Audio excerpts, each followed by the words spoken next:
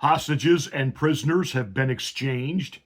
Peace has broken out between Israel and the Palestinians in Gaza. Hamas is beginning to disarm. President Trump taking a victory lap and being overwhelmingly welcomed by the people of the Middle East. Back home, some members of the media even said President Trump did a good job. Some Democrats, from Hillary Clinton to Bill Clinton to even Chuck Schumer, are heaping some praise on the president. Other Democrats are being strangely silent, and some are trying to take credit. Yeah, we got all of that right now.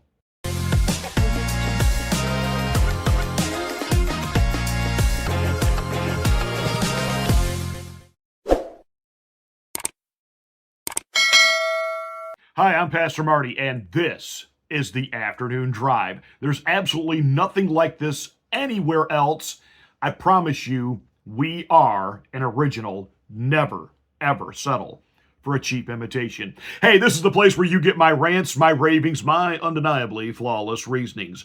And for those of you new viewers who can't understand how a pastor can say that, you do recognize hyperbole and sarcasm, right? That said, please make sure that you're subscribed to the channel. Once you are, smack the bell, click the word all. That will give you notification of my rants, my ravings, my undeniably flawless reasonings. Hey, thank you so much for being here and being a part of the Afternoon Drive.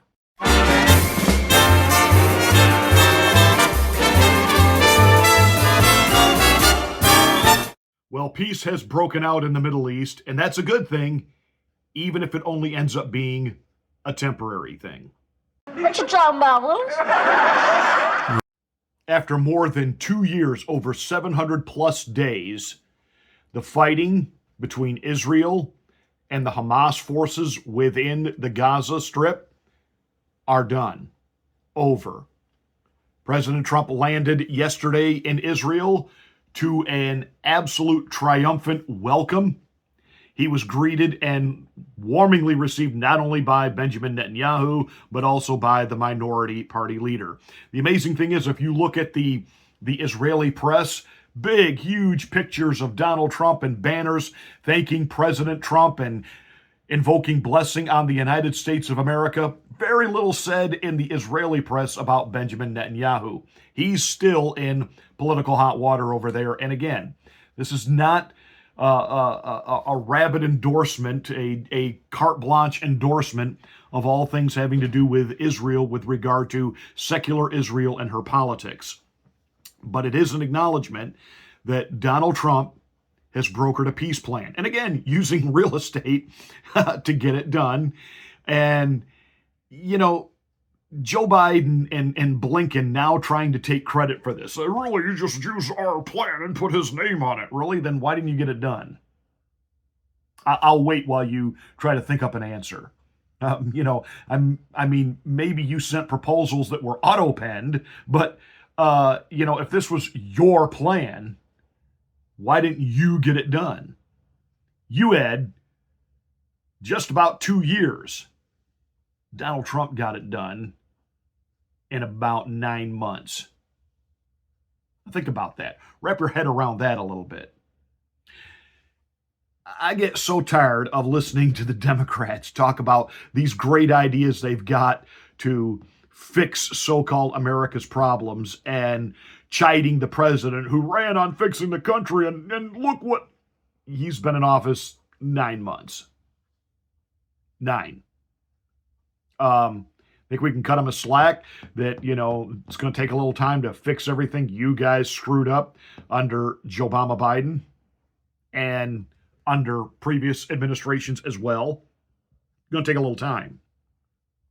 And I love how, even the neocons and the rhinos and the quasi-fake Republicans talk about how we have better economic ideas, we have better... Well, then why didn't you do any of them?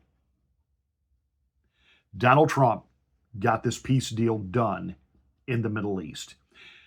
You still have CNN almost like but we don't know if it's going to last. Like, they're praying that it doesn't. The silence from some Democrats who, for the last 2 years, have demanded there be a ceasefire, and now there's a ceasefire, and they're silent, like they didn't want a ceasefire. This has been one of my contentions regarding liberals in the past, whether it be abortion, gun control.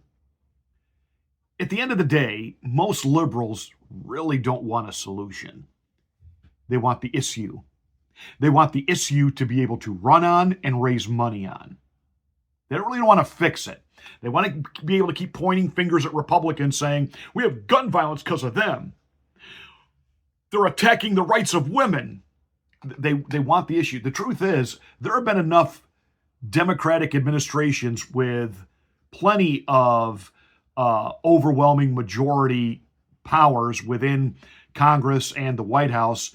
They could have codified Roe versus Wade anytime they wanted to. They didn't. They wanted the issue because the issue raises money. The issue gets people ginned up. The issue gets people to the polls. We're protecting you. We're saving you. They're really doing nothing. And it was the same with the whole ceasefire. They wanted the issue. And the Democrats were trying to walk this fine line of placating to their Jewish base, and at the same time understanding that the left part of the party is all in for Hamas, basically. So, that all said, let me explain to the average individual what is actually going on over there and why this has gone on for so long. Check out the big brain on Brad. I know you've heard all of the political analysis of what's been going on in the Middle East, but this is one of those times where we have to get theological because there's actually a scriptural basis to all of this, if you can handle it.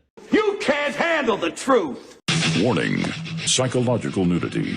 Listener discretion is advised. To understand the full hatred between Israel and Palestine and Muslims and Israel, etc., what we would call the Arab world versus Israel, we have to go back.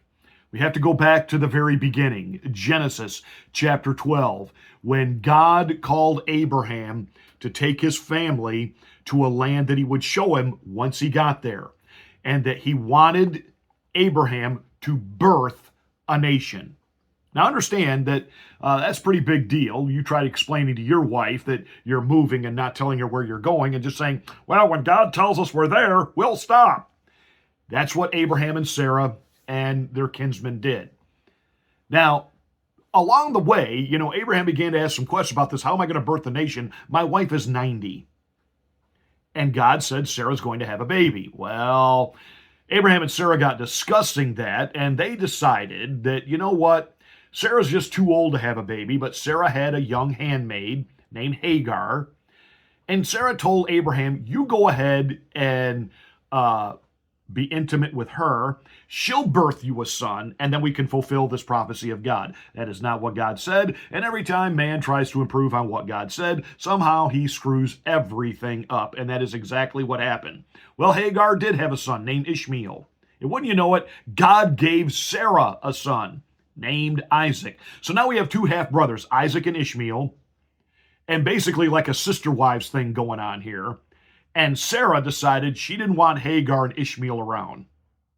So she persuaded Abraham to get rid of them. Alrighty then.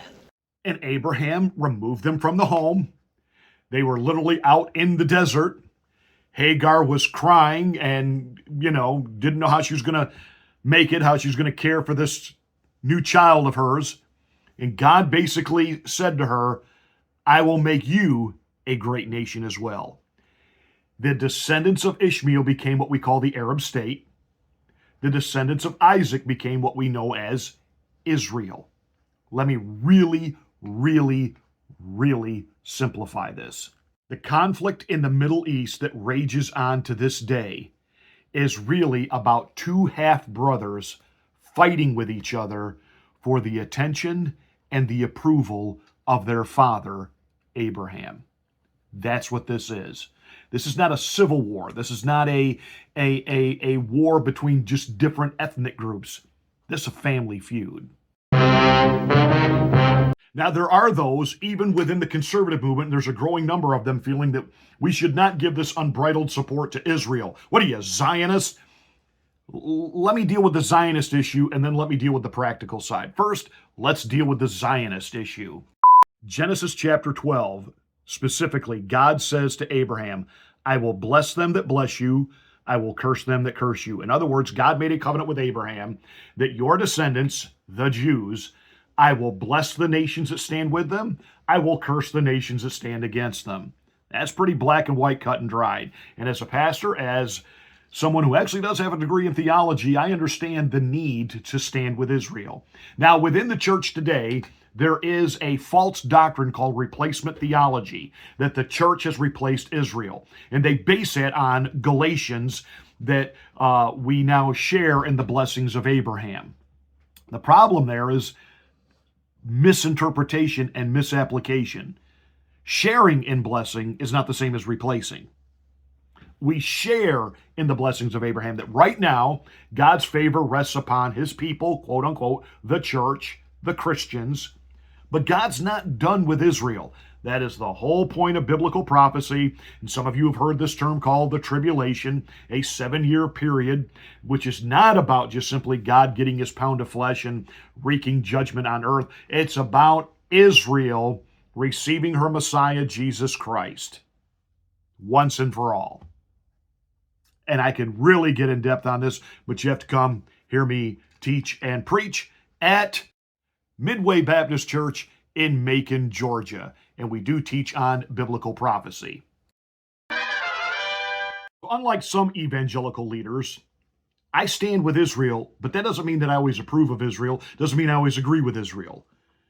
I respect the fact that God says we are to bless Israel, the people of Israel, the Jewish, the practicing Jewish people. Secular Israel is about as secular as the United States. And it has nothing to do with the covenant promises of Abraham. And I certainly don't approve of everything Mr. Netanyahu has been up to. Just like there are times that though I am proud to be an American and a proud patriot, there are times that our country does things, stands for things, is a part of things that I don't approve of. That doesn't mean I leave my country. And by the way, standing with Israel doesn't, quote unquote, make me a Zionist. Some of you just need to, get real. Because now let's deal with the realistic reason we stand with Israel. Most of the Arab states that are really into Islam, I don't care how much money they've got, I don't care how wealthy the Saudi kingdom is and how much money they can pay Bill Burr and Dave Chappelle to sell out and go over there and crack jokes and be paid millions of dollars for Saudi princes who, execute journalists and yet claim, we have free speech, we can say whatever we want except about 2 topics. What a cuck Bill Burr is.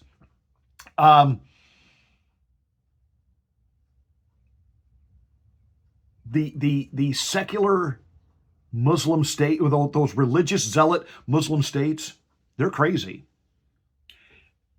To them, it's still the 2nd century. There's a barbaric way of thinking. We don't have shared value with them. Israel, on the other hand, is a modern, democratic society. Stable. Why would we not want to form a solid alliance, friendship, and mutual work together with the one nation in that entire region which is actually stable? Think about it. So, Mr. President, we applaud you, we salute you on a job well done. We're glad that the Israeli hostages are back with families, those that are still alive. We are glad that the Palestinians have their captive loved ones back. There's humanitarian aid pouring in now, and the rebuilding of Gaza will begin. The United States will act as an umpire, ensuring that both Israel and the people of Gaza mutually benefit. It's a win-win. And as Donald Trump told Netanyahu, take the win.